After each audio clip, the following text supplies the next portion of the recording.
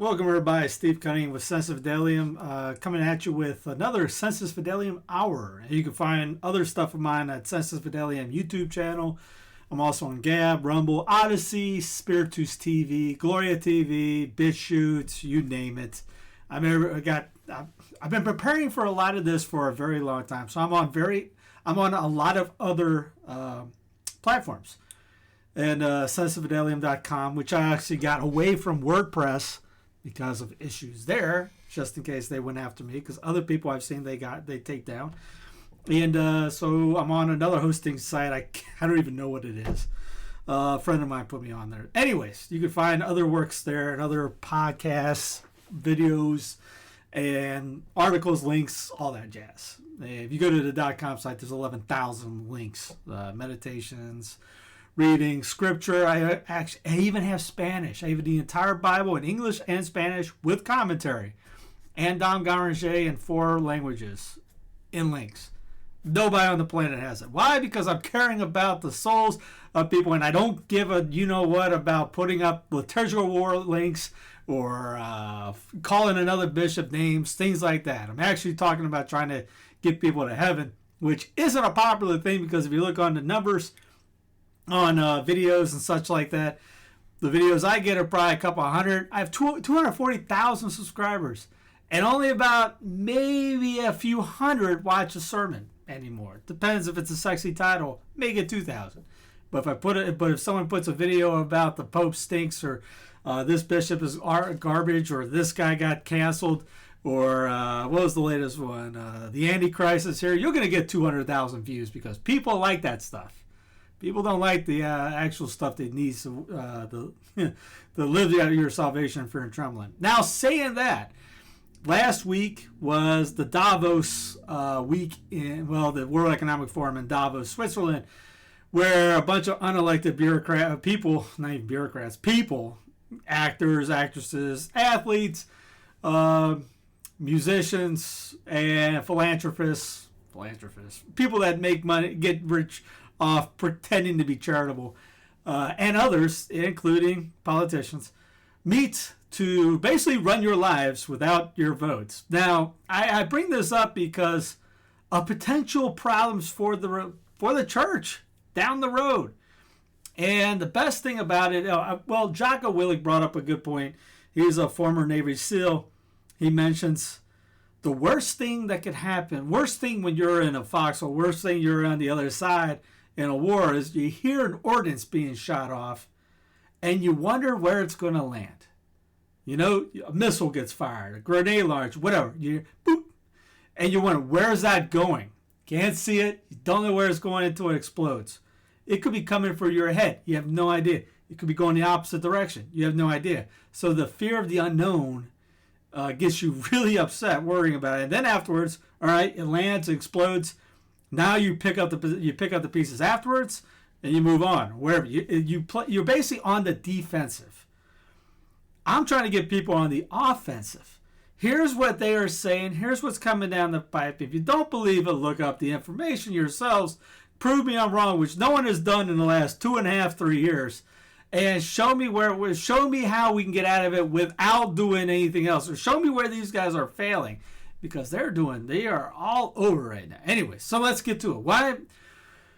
The main thing I care about is the last video, last bit of it. But I'll show you the other stuff that's going on. Here's Gore. These emissions down, and just to put Now, I played this on my news show. It's News from the Pew. If you want to type it in, it's a News from the Pew channel. We do it every week, and I try to bring up news that's going around the world with solutions and put it in a Catholic light. Anyway, here we go. Science in a slightly different context. People are familiar with that thin blue line that the astronauts bring back in their pictures from space. That's the part of the atmosphere that has oxygen, the troposphere, and it's only 5 to 7 kilometers thick. That's what we're using as an open sewer. If you could drive a car straight up in the air at interstate highway speeds, you'd get to the top of that blue line in 5 minutes. and all the greenhouse gas pollution would be below you. We're still putting 162 million tons into it every single day, and the accumulated amount is now trapping as much extra heat as would be released by 600,000 Hiroshima-class atomic bombs exploding every single day on the Earth. That's what's boiling the oceans, creating these atmospheric rivers and the rain bombs, and sucking the moisture out of the land and creating the droughts and melting the ice and raising the sea level and causing these waves of climate refugees predicted to reach 1 billion in this century. Look at the xenophobic... Not a fear-mongering guy at all, is he? Trends that have come from just a few million refugees. What about 1 billion? We would lose our capacity for self-governance. Who cares if it's true? Just scare people. To act. So in answer to your question, I would say we have to have a sense of urgency much greater than we have yet had, and we need to make some changes. Last time we were here in Davos in the winter, it was January 2020. Yeah. And I saw you at that point, and we were at a breakfast right over here. This is Moderna's CEO. Came up to me in this small room, and you were talking about how you had actually, you were working on a vaccine for COVID. And at that point, COVID-19 didn't even really exist in our minds. We were just hearing about them. I think the World Economic Forum, again, is showing prescience and leadership. They have, with the U.S. National Academy of Medicine, Victor Zhao, and CEPI, set up a regional vaccine manufacturing collaborative to develop a framework for regions that want to expand their vaccine manufacturing capacity. And we'll have a closed-door meeting later today to talk about how that framework can be improved and then shared with regions that are interested in increasing their manufacturing capacity. And Minister Moreno, I think, might want to talk about that a little bit later. But the other root cause of the inequity was scarcity. Where there is scarcity, there will be inequity. And that's the driver of the 100 Days mission. This is CEPI's goal that we've articulated, which has now been embraced by the G7 and G20, to accelerate vaccine development even over and above what was achieved in 2020. So even faster, even though there's people dying, let's go faster. Threats within 100 days. That would give us a fighting shot of preventing pandemics altogether. At our party conference in the autumn of last year, we set our plans for what we call our Green Prosperity Plan, going towards clean power generation by 2030. And that's ambitious. That means, and here in Davos has been an opportunity for me to speak to many CEOs of businesses and investors who would partner us if we're in government to do that. There does need to be a transition. Obviously, it will play its part during that transition, but not new investment, not new fields up in the North Sea, because we need to go towards net zero. We need to ensure that renewable energy is... Net zero, I mean, remember, that's net zero carbon. So CO2, the thing that gives life to the planet, is a poison. You've been gaslit and lied to for longer than 3 years. They've been doing this for a long time. And now net zero means zero carbons. What does humans spew out? What do they exhale? I do. Carbon dioxide comes out of my nostrils. That's simple biology. These guys want net zero. Does that sound like wanting to get rid of people to me? Where we go next. Bring you in on this. First of all, are you surprised that your prime minister didn't show up to Davos? Yes, I think our prime minister should have showed up at Davos. I absolutely do. And one of the things that's been, impressed on me since I've been here is the absence of the United Kingdom, and that's why it's really important. If anybody's going already, Steve's a nutcase. This literally happened last week. You have their videos on the YouTube. All of them are documented. You can look for them yourselves. This is what everyone is doing. This is what everybody on the planet, every country, is doing the same playbook at the same time. Again, if you don't believe me, look it up yourself. I'd be love to be proved wrong. I haven't yet, but I'd be love to be proved wrong. That who's in charge at this point? Chancellor Rachel Reeves is here as a statement of intent that should there be a change of government, and I hope there will be, the United Kingdom will play its part on the global stage in a way I think it probably hasn't in recent years. And so that's my opportunity to say why we're here. I do think the Prime Minister should be here, having these discussions, having the meetings that I've been having. I actually think it should be a catalyst for all of us to say, well, come on, there is a challenge in relation to the climate crisis. That's been there for a very long time. But the Ukraine conflict has brought that into sharp focus. And we need to stop seeing it as just a challenge. Say, well, it's actually the single biggest opportunity we've been given for a very long time to transition, to take the jobs and opportunities of the future. I do think that that requires a different view of the state, and this is something that will happen if we have a Labour government in the United Kingdom, because what we want is an active state that is not saying, well, look, we're going to suck it all up to the centre, not saying we're going to leave it to the private sector, but a state that partners with the private sector to take these opportunities. Not the church, but the Very state. important point that you are addressing. My daughter, 24, inspired me and said, Dad, how can you advocate for these zero carbon value chains if you still eat meat? And so I stopped eating meat. Now the math would say, well, you need to stop eating meat. Now we'll finish. I'll finish this little mantra on the other side of the break. But remember, these guys are going after every walk of life you live in. I don't care if you're driving right now; they're going after your cars. Don't believe it? Email me. I have the links. They're looking to get rid of the vehicles you have, and there's a reason for that. And I'm tying it all together for later, because this it's. You don't see, no one sees the big picture in this one. Anyway, see you on the flip side.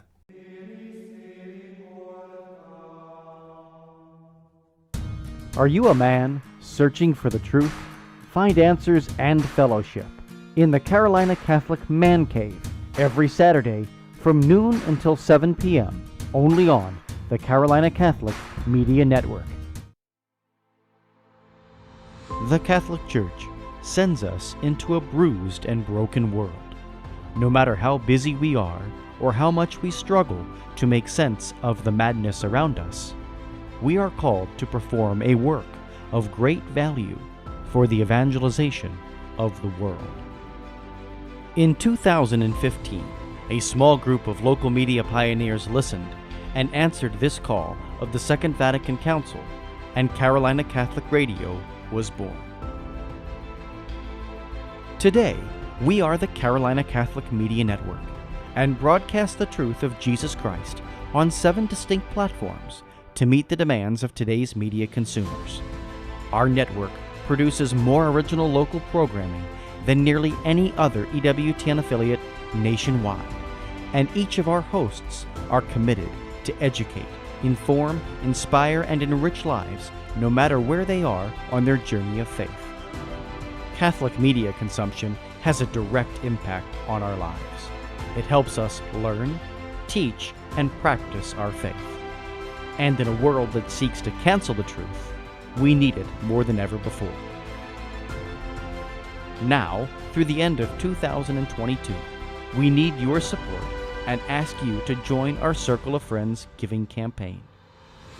As a Carolina Catholic community, we invite you to sponsor or join a circle with those whom you live, practice, and share passion for the faith. Consider sponsoring a circle to memorialize a loved one by asking your friends and family to donate to us in their honor. Or join a circle sponsored by your favorite local program host. There are many possibilities.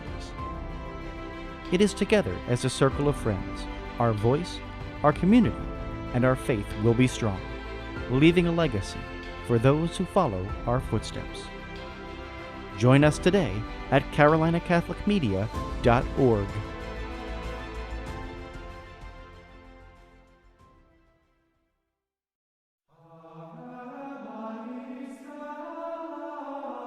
Welcome back, everyone. Steve Cunningham with the Sensus Fidelium Hour. And yes, we do look at the good, the true, the beautiful. But if we don't look at what's coming, we don't have anywhere to prepare to maintain the good, the true, the beautiful. And also, we're all the church militant. We aren't the church, hey, let's sit back and kick our legs up and have a Mai Tai. This stuff is coming down the pipe, and the church needs to lead the way. Us, the Catholics, ain't the Protestants. Now, back a couple years ago, to get the churches reopened, guess who led that way? It was the Proddies. The heretics with the real absence. They led the way. We have the real presence. We are the light of the world. We have the true faith. And when that salt loses its flavor, it should be thrown on the street and trodden. Right now, we're getting trodden. Anyway, here's more of what the things they're planning to come. And again, think about this in the bigger scope of things. 11 years to compensate for a flight to Thailand. Yes, but if 1 billion people stop eating meat, I tell you it has a big impact. Not only does it have a big impact on the current food system, but it will also inspire innovation of food systems. And I predict that we will have proteins not coming from meat in the future. They will probably taste even better. So why are we trying to mimic meat if we can have a better taste? They will be zero carbon and much healthier than the kind of food that we eat today. Again, the zero carbon is going after the cows, going after chickens. That's why your eggs are so expensive at the grocery store right now, is because they're literally going after chickens saying, oh, it's a bird flu. We got to kill millions of chickens because one chicken had a sniffle. That's not a joke. Look that up. And cows, the cow farts. They literally say the cow fart's the worst thing in the world. Again, carbon. They're looking about carbon. You want to eat grasshoppers and insects, which is exponentially worse for the human body. Just because you need to save you need to sacrifice to save Mother Earth, the Earthism religion. You know the church and the anti-church thing that John Paul II talked about? We're in it. This is the anti-church. This religion of Earthism, where Earth, Mother Nature is the God. Paganism. It's returning back to paganism. And they're trying to, and by the way, when you get fake stuff, what do we got in the grocery stores right now? Processed foods. It's already giving people cancer and making people fatter and things like that because it's unnatural. If we got back to natural meat, natural stuff, better water, get back to raw milk. People in North Carolina, there's a ban on raw milk in the state. Why? It's because it's healthy. You drink that thing, your bones get better, your health gets better, you wouldn't need to worry about that little Rona thing because of raw milk. It's that good for you. But they banned it. So you get the processed junk over at the grocery store where it does that pasteurized thing that destroys all the good enzymes and give you this other. That's why you're lactose intolerant, because you can't drink it. I drink raw milk all the time. You give me that stuff at the grocery store, I go right to the bathroom. Why? It's unnatural. But we're not. We continue to do this unnatural stuff. That is a mission that we need to get on. I can inspire you to maybe look at an organization called EAT, easy to remember.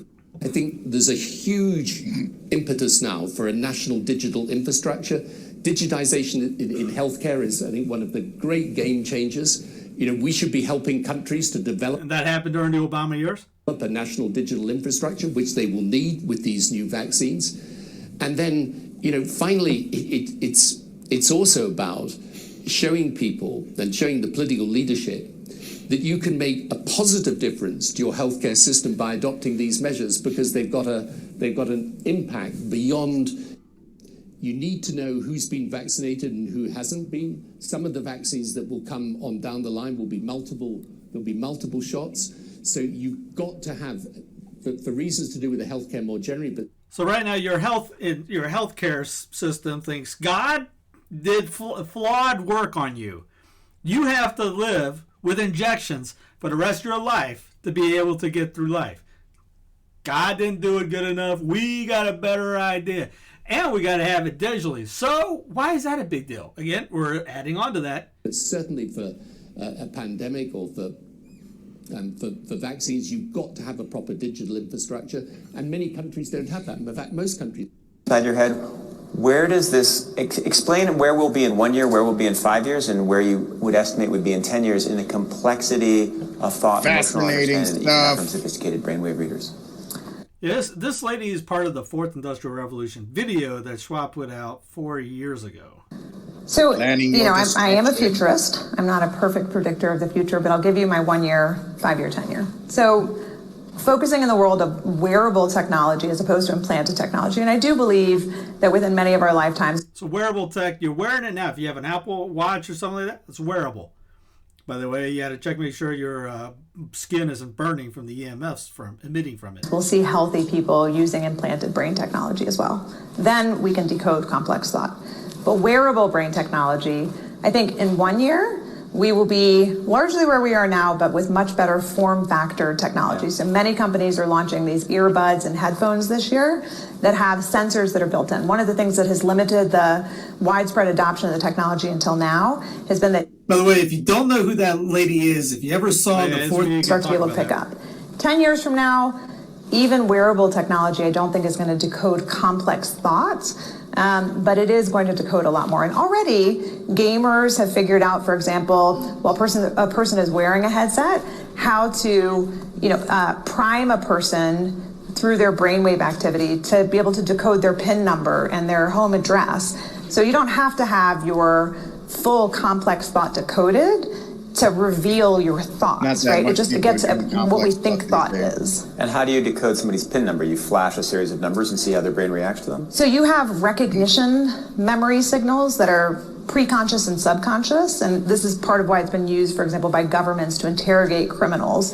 Do you recognize this potential co-conspirator? Do you recognize... By the way, there's an article out a couple years ago, again, I've been following this diligently for the last few years, where they talk about this kind of thing, and you're standing in the crowd of your politician is they've given a speech or something, and the hypothetical situations in Korea, I think North Korea, and basically they go, with this tech, they can figure out if something that your dictator says makes you angry or not, and then all of a sudden there's a knock on your door later in the day. This murder weapon, those pre-conscious signals, like what we call the P300 wave or the N400 wave, these are before you even consciously process information. So you could prime it with a number and then see if a person recognizes it. And you can do it without them realizing that that's what you're doing. So will all of our passwords be cracked first by this or quantum computing? Hard to tell. All right. I think we're moving past. Video is a video of the principle of the line, which is really the revolution in urban design that NEOM is pioneering. Before I go on, I want to tell you I was wrong about the 15-minute city. They're shooting for 5. And we can talk a little bit more about that as we go through the rest of the panel in this session. Yeah, I especially love the 15-minute city where they'll make sure your license plate keeps you in that area. Yeah, so basically the way it works never happening in Saudi Arabia, 170 kilometers long, this thing is never happening. 200 meters wide, 500 meters high. The height is from the sea level, so as you go inwards and the topography actually goes up, then the height of the actual building structure reduces until you get to the mountains where it actually, you no longer have a mirror line. The idea is about what we call zero gravity urbanism, which is not necessarily having to be linked and anchored to a ground. How can we think of cities that go vertical and not only horizontal? This has many benefits. It's 5 minutes walk from all of your needs. Here's some non-benefits. Lack of freedom, lack of liberty. You're not outside. You're in a prison, basically. You see anywhere there's going to be a church in there?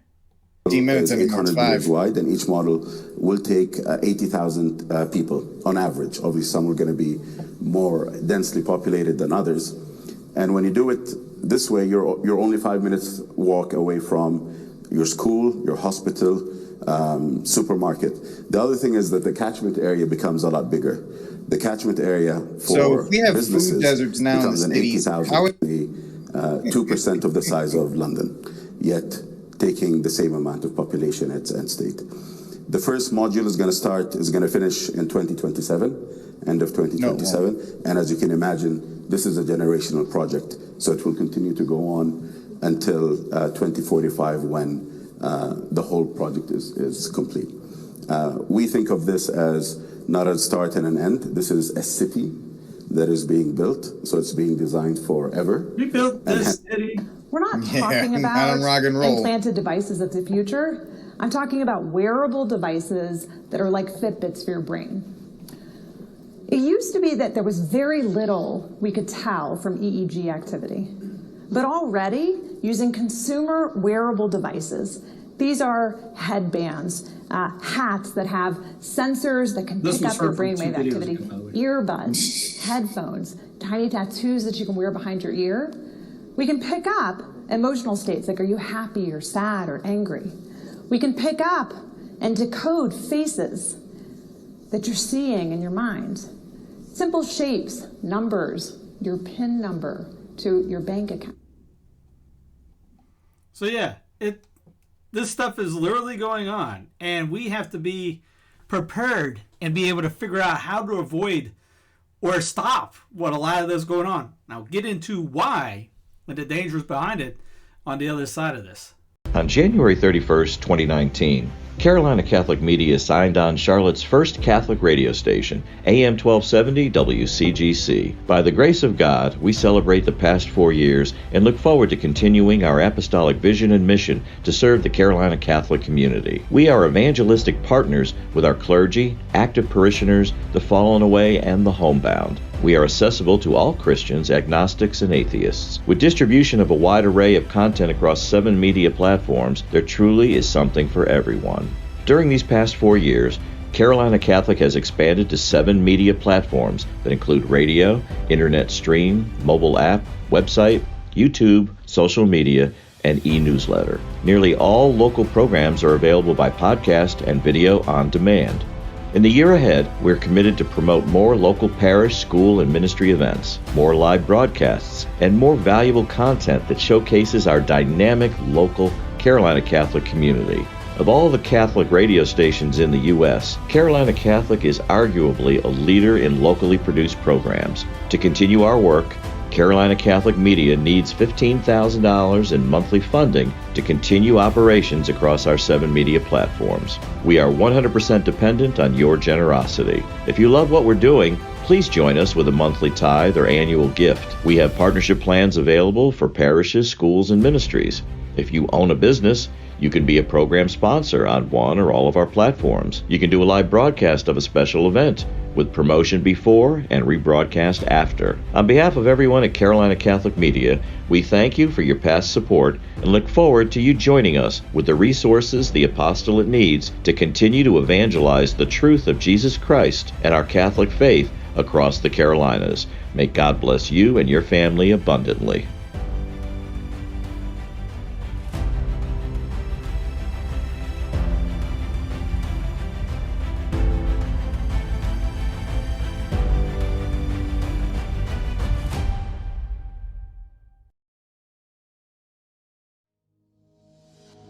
Faith and charity are key elements of life, but are they at the center of your retirement planning and life insurance decisions? Knights of Columbus, a trusted organization with a proud history of more than 140 years of helping its members, can help Catholic families with insurance and retirement planning solutions. Most importantly, we do this in a way that is compatible with Catholic teaching and the U.S. Conference of Catholic Bishops' investment guidelines. Today, we have expanded our offerings to include retirement annuities, long-term care insurance, and disability income insurance. Beyond the benefits of financial protection, members may take satisfaction in knowing that Knights of Columbus contributes to causes that align with Catholic moral teaching. Let your faith inspire your financial decisions. Terms and conditions apply. Learn more by calling Field Agent Bob Gordon at 516-551-7838. Welcome everybody back to the Steve Cunningham Hour. Sensus Fidelium Hour is your host Steve Cunningham of Sensus Fidelium YouTube channel and .com. Let's get back to this. All right, the World Economic Forum was last week. They did their whole kit and caboodle for 4 days out in Davos, where they lecture everybody on how bad you are while they fly in their private jets all over the place, polluting, in their words, polluting the world. But you're the problem in your car at your house or your Suburban, whatever you do, you're having a burger. Wow, how dare you, as Greta would say.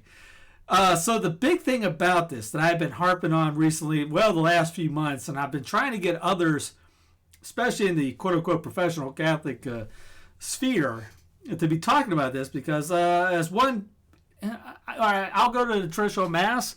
I also go to the Byzantine rite as well. They're both beautiful.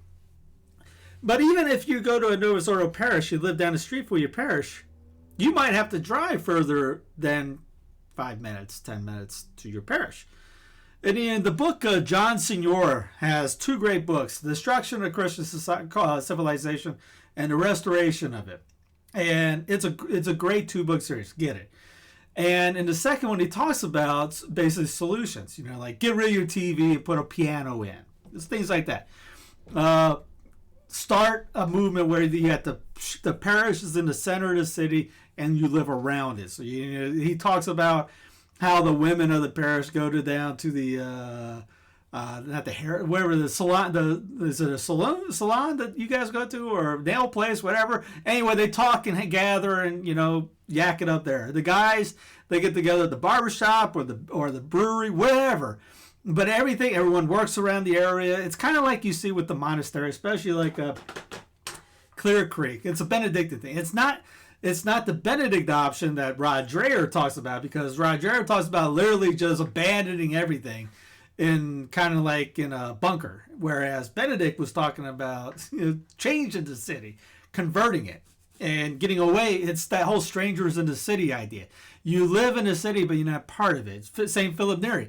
He thought Rome, he thought of Rome and said Rome was his desert. Why? Because he wanted to be like that, wanted to go and to be a desert father, wanted to be a martyr, but he was called to be in Rome. So he called Rome his desert. The Holy Face image of Venerable Leon de Pont, he talked about being crucified to the image. He never was able to leave, barely able, rarely left his house because of the holy image, the Holy Face image at his house. And he couldn't get out. And that's not a bad thing, but that was his cell. And if you read the Desert Fathers a lot, you hear, don't leave your cell all the time. St. Anthony of the Desert, don't leave your cell. Stay in your cell. There was a sermon that a Byzantine priestess got done. I put it together last night. He talked about creating deserts in your life. So wherever you live, make that your desert. Get away from the tech. Get away from the TV and start reading scripture, meditating, prayer, things like that.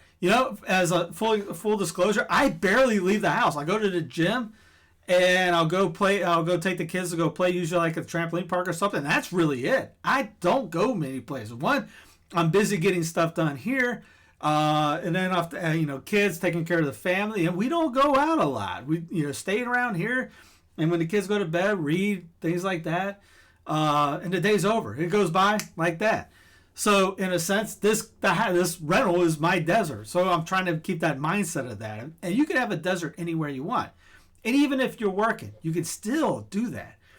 Anyway, so the thing about this, everything's going digital. You got the digital currency coming. That's coming.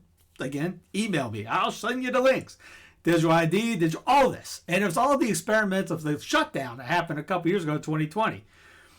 And yes, we all dropped the ball on that. We just got to admit that, one. That was all just leading up to what's coming down the pipe is all this digital takeover, the 4IR, Fourth Industrial Revolution, the Great Reset for the popular slogan, Build Back Better, if you'd heard that before. So, Scotland, they plan to implement 20-minute neighborhoods nationwide. They are the first country to do it. Other places are playing with it right now. I think they have it on here, but if not, I know them. Let's see, just because I want you, it's on the link. Well, it's not on this. Maybe it's on the other one. Anyway, in the States, you have Portland experimenting with it. Paris is putting it in, implementing it. Oxford in England. And I just went stupid. There's another one. There's 5 total cities that are pushing it through. And I can't remember the other 2 right now. But example, let's see. We have already significant states to decarbonize energy and land use, but choices need to be made of how we can make sustainable use of natural assets in a way which benefits communities. Scottish government efforts are not to attempt to benefit community. I'll just tell you a short part of itself. This happens. What this is, you can't go 20 minutes wherever you live. I'll explain it to you in a simple way. Wherever you live, they're talking about 20 minutes. You can go 20 minutes any direction. That's your space of living.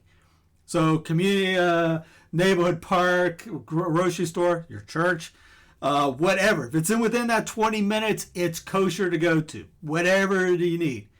If it's outside the 20 minutes, you're not supposed to go there. And other states like Portland, the other ones, these guys are doing 20 minutes. Paris and Portland are sparing a 15 minute. New York has a 15-minute thing. They have a video on there. You can look it up. It's from years ago. But it's within the mindset of what you can, and they especially want you to walk it. So 15 minutes to wherever you can go. That's your world, in a sense. So think about that outside of religion. You have family that lives outside 15 minutes. Guess what these guys are saying? You're not going to go visit them ever in your life again. You get to Zoom with them, if you're allowed to. If you travel to a parish, say you want to go to a TLM and you don't live down in, if you're in North Carolina, you don't live down the street from Charlotte. I know people that travel an hour. I know when I was in Denver, Colorado, people traveled 3 hours. They lived in Nebraska and drove to Denver. And he was the Knights of Columbus Grand Knight. 3 hours in, 3 hours back. That was a Sunday. Talking about this, that ain't happening. Why? Everything's digital, okay? You get digital currency, digital thing. They're trying to get the EV cars. They're pumping EV cars. I saw last night on Spectrum 1. They've been talking about EV cars for the last couple of weeks. They ended up bringing some Vietnam group in to manufacture it. They are pushing. Cooper is really pushing to get EV cars there. You can't sustain them. You can't keep the batteries. There's no way to charge them. They're basically slave cars, by the way. The slave labor in Africa to do it. It's bad for everything. And if they talk about, if they're talking about pollution, it's more of a pollutant because of all the extra stuff that goes into it. Yeah, you might not be using gas, but no. Gas is a bad thing. They don't make you think about what else goes into it. And on top of that, the battery dies over and over and over again, just like your cell phone. How many times you charge that thing and it dies faster? And then when you get a replacement, it's going to cha-ching cost you, baby. Anyway, all right, so let's say this. You get this thing comes down and we get in and we're like, oh, no big deal. Where everything's digitalized. Within that 20 minutes or 15-minute city, you can't drive and everything's an EV car. Guess what's going to stop when you get to that marker? Your car is going to stop. You traveled your 15 minutes. You either return or you stop. Your digital currency isn't working because remember that's programmable money. You can only use it on a certain period, during a certain period, wherever they want you to use it, for whatever they want to use it. And if you don't use it in a specific time period, it's gone. And they can turn it on and turn it off anytime you want. See what happened in Canada a couple years ago, their trucker thing. See what's going on in Brazil. They cut their funds off. They can't pay for their bills when they do that. They literally cut their assets off. There's a control, 100% ultimate control, as August Carstens says. You can look that up. August Carstens, check it out. Type in that, and you'll see his video. So your car won't work. Your currency won't work because if you did get to pass that, you won't be able to buy anything, or you won't be able to donate to the parish because it's all digital, and you can't donate because your cash is taken out. They know where you travel and know where you went. Okay, maybe you get deducted points, so now your social credit score goes down a little bit. They cut your electricity off. They cut this off. They can do all that. They've done it before. Duke Power, if you're living in North Carolina, admitted to cutting your power off during the cold days a couple weeks ago during Christmas. Don't think that they can't do that. And again, it goes back to, all right, say you're traveling to Mass. They don't give one iota about you going to Mass. Again, they shut down the parishes. They were non-essential for years to the state. The state is the religion. The state is what. Think about it when you go to a Catholic school. How many are you off on the Immaculate Conception? Some are. But you're definitely off for Martin Luther King. You're definitely off for Veterans Day. You're definitely off for the state religion holy days. Are you off for the Catholic holy days? Some aren't. Some go to school for them. I know a couple schools that do get off on Immaculate Conception or other holy days of obligation or only holy days itself. Not all. The state runs the schools. The state runs everything. The state is the new God, the God that they want. Earthism is the religion. It's also what, there's a book, Pseudo Pandemic, that I got, and he mentions that. And he calls it sorry, I hate it. The gospel of it is Laudato Si, from the Holy Father. Unfortunately, they're using those things for this. So again, if you drive, I know plenty of people that don't live down the street from a parish that they go to. Byzantine Rite, nobody lives down the street from St. Basil's or that mission. Most of them have to travel from long distances. Guess what? This comes down, you're not going there. You're not going to Divine Liturgy. You're going to a TLM. Unless you live in the city, or unless you live down the street from it, you're not going to be allowed to go. So in my sense, we got to work to fight stuff like this. Here's a group, Oxford. Remember I told you that Oxford was they were implementing it? The people got mad. Here's a video of what they were doing. In the dead of night, a hooded figure removes a base plate for a bollard, then pours cement into the hole. What they're doing? You've been to a park where they have that post there, and you can't drive down that sidewalk or whatever? That's what they're doing here. I'll show more on the other side of this segment.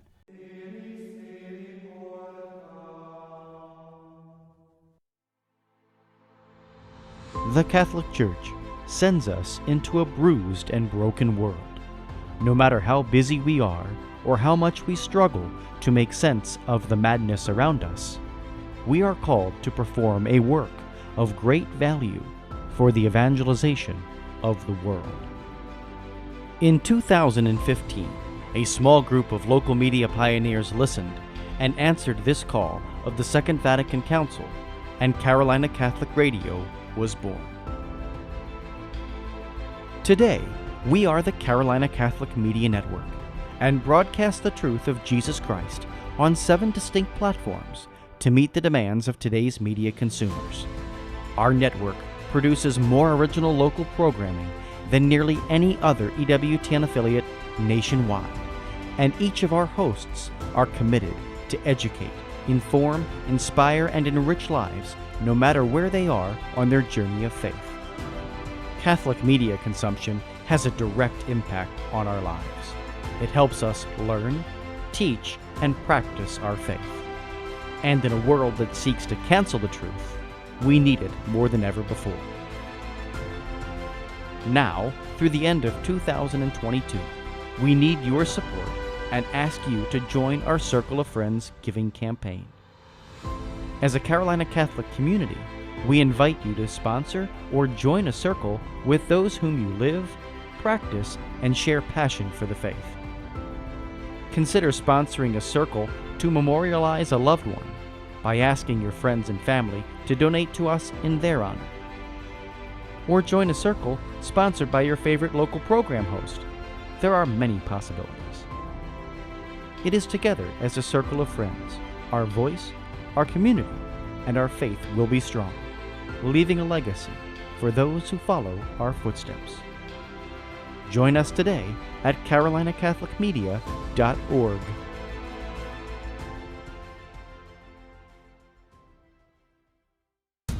Are you a man searching for the truth? Find answers and fellowship in the Carolina Catholic Man Cave every Saturday from noon until 7 p.m. only on the Carolina Catholic Media Network.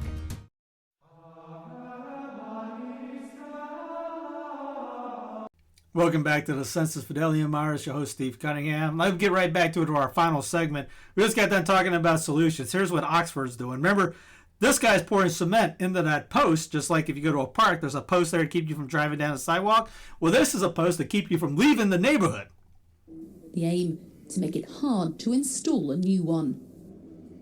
This footage, obtained exclusively by ITV Meridian, is one of hundreds of incidents of vandalism in Oxford's local traffic neighbourhoods. Those removing the barriers often don't even wait for the cover of night. Now, new figures show just how much this kind of activity is costing. Delivery drivers, some filmed flouting the rules. Condone it, but I can understand it because they're not listening to us, and that's where the anger's coming in. You know, that and people being stuck in traffic.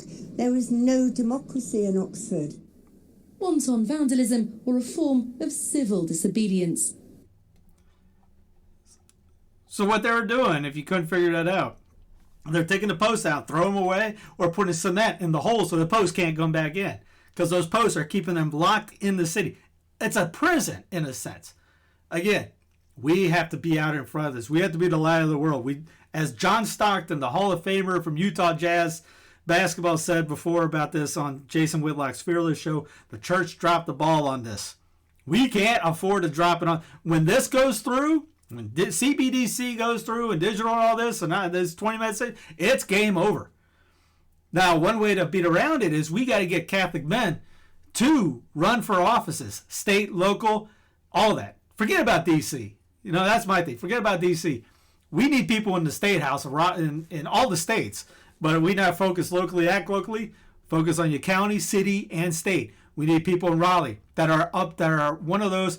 Kind of like this prime minister in Alberta, Canada, who just came out, pretty much said, you know what? Go pound sand to the World Economic Forum.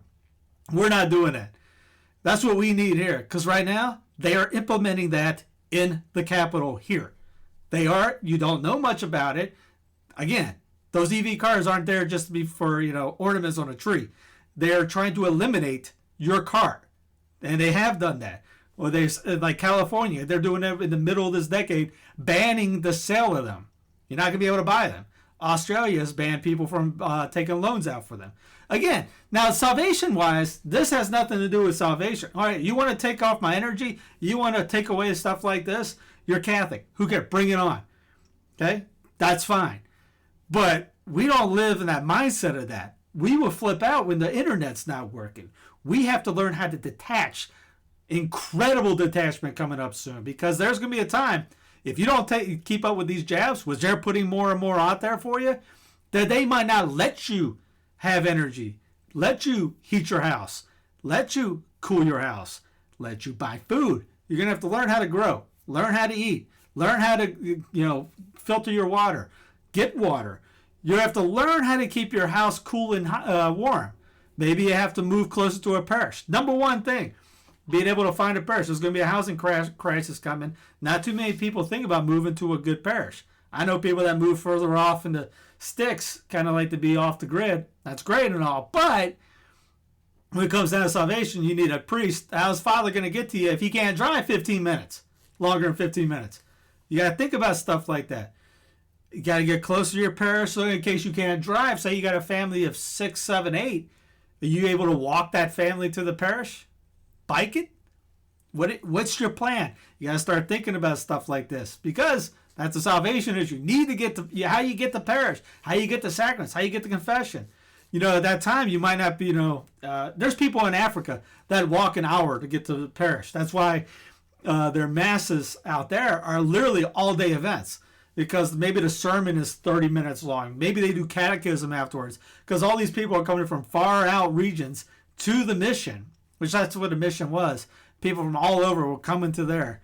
Some were living there, some weren't. But they were it was an event.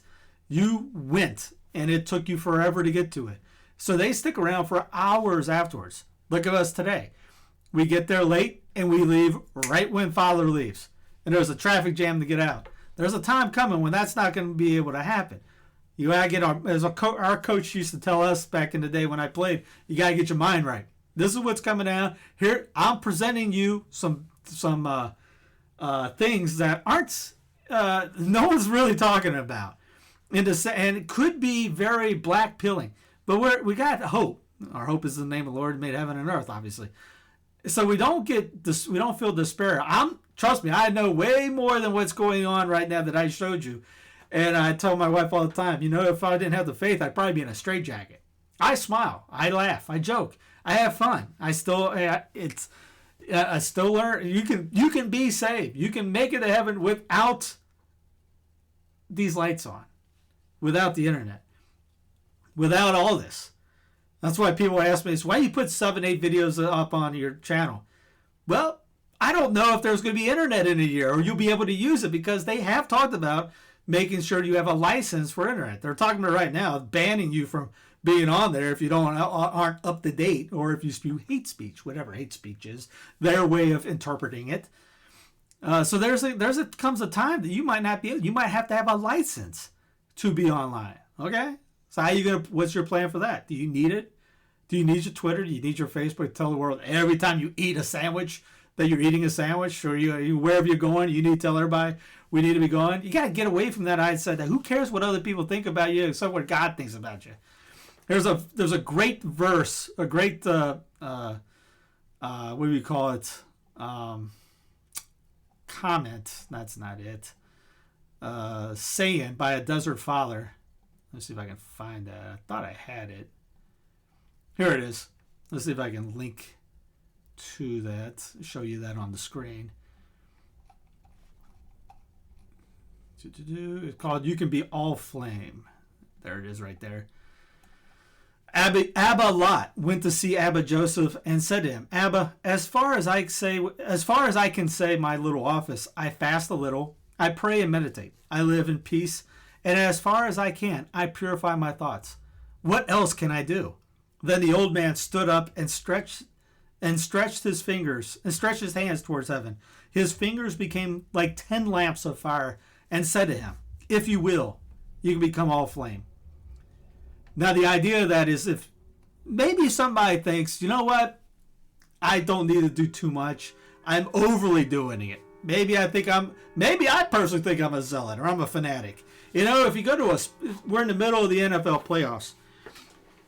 You go to a game, everyone's doing what? They're dressed in their liturgical gear. They get there early. They leave late. They sing their hymns, their chants.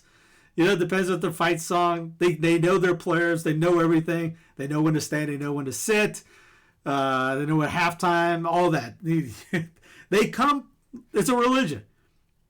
You don't ever think of them as nutty, do you?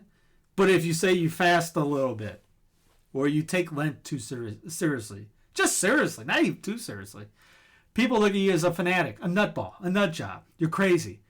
But I can go down the street, and you see it all the time. You see Carolina Panther gear all over the place, cowboy gear all over the place. You got a guy that wears a cowboy jacket every day of his life. No one thinks twice of that. The minute you say Jesus Christ, you're a nut. You're a nutter. So that's what this is going on. Maybe you think, I don't need to do this. Maybe I'm overdoing it. I'm overzealous. I'm overzealous for the faith. I'm praying too much. That's what this Abbey's going up. If you will, you can become all flame. You have all your thoughts, minds, and heart into the church, into the faith, into the love of Christ, the love of the beautiful. That's kind of what the word philikale is. Don't have any apologies for it. Get out there and save souls, because there's going to be a time when it might not be able to pull that off. And if at that sense, if we get to become where we are, kind of like what's the first 5 Saturday devotion, when they talk about what Our Lady said about being able to pray for the merits of the Pope to consecrate Russia. If we did our job, we would change the world. And as one Desert Father talks about, if one individual became on fire, became flame, that would think locally, act locally, convert your household, convert your neighbors, convert your street, convert your city. Now you got 10 people all over in these other words. They're doing that. You see the growth out of this. If we start focusing on becoming the most on fire Catholic you can think of, maybe we have a chance on stopping all this. And even if it doesn't, kind of like, all right, who cares? Bring it on. You don't want me to eat meat? All right, I got chickens in the backyard. God will provide. You don't have to have stock up of food from now to the end of time. God will provide. Do we trust God or not? I used to be a huge idea of prepper, and then I start reading into more of this, getting into the Desert Fathers mindsets and things like that. I'm going, I don't think I was trusting enough. God will provide. I don't need 10 years of food. God will provide. Just have the ability, just have the basics with you, and then love Him. He'll love you back. He's not going to, as the line says, does He not take care of the sparrow? Does the fields of the grass or the flowers of the field? And you are even more greater than He. He will take care of you. There's some dark days coming.